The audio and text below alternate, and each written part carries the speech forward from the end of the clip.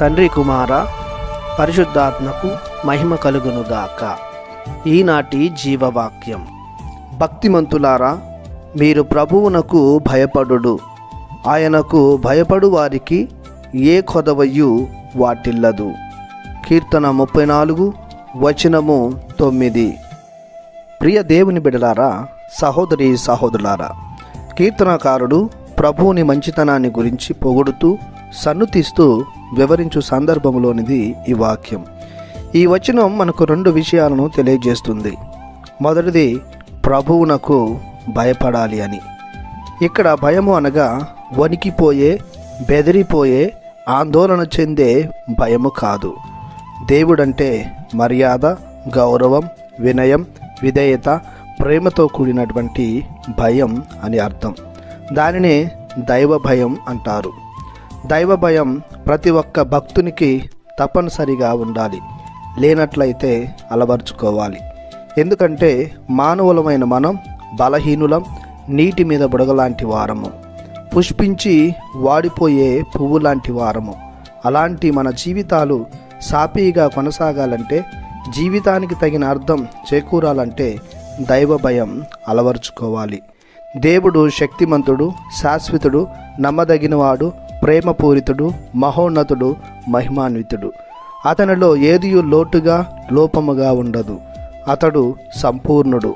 ఆ సంపూర్ణుడైన దేవుని ఎడల ప్రేమను ప్రదర్శిస్తే మానవులమైన మనకు మేలు కలుగుతుంది.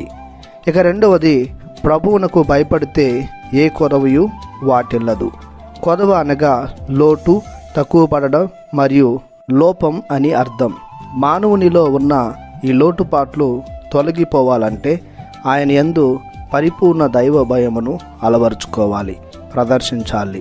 తను నమ్మిన వారిని, తన్ను ఆశ్రయించిన వారిని తానే సకలం అయ్యి ఆయనపై ఆధారపడు వారిని ఆయన తన ఆశీర్వాదాలతో నింపును.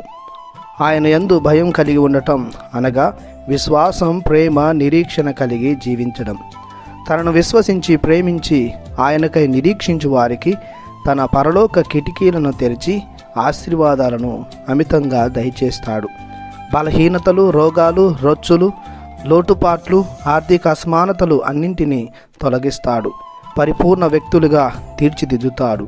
తన పవిత్ర ప్రజల సాంగత్యాన్ని దయచేస్తాడు. కావున ప్రియ దేవుని బిడ్డలారా, ఎల్లప్పుడూ దైవ భయం, దైవ ప్రేమ, దైవ నమ్మికను కలిగి జీవించుదాం. ఏ కొదవయో వాటిల్లకుండా దేవుని నుండి ఆశీర్వాదాలు పొందుకుందాం. ప్రార్థించుదాము. సకల ఆశీర్వాదములకు కర్త అయిన మా దేవ, ఈనాటి జీవవాక్యం ద్వారా మా జీవితాలలో ఏర్పడిన లోటుపాట్లు, రోగాలు, రొచ్చులు, బలహీనతలు తొలగించుకొనుటకు మరియు జీవితంలో ఏదియు కొదవ లేకుండా మనుగడ సాగించుటకు దైవ భయం ఎంతో అవసరమని నేర్పించారు. కావున మేమెల్లప్పుడూ మీ ఎడల ప్రత్యేక శ్రద్ధను కలిగి మిమ్ములను ప్రేమించి సేవించుటకు కావలసిన అనుగ్రహములను మాకు దయచేయమని మీ ప్రియ కుమారుడు యేసుక్రీస్తునాథుని పరిశుద్ధ నామములో అడిగి వేడుకొనుచున్నాము తండ్రి. ఆమెన్. దేవుడు మిమ్ము దీవించునుగాక. ఆమెన్.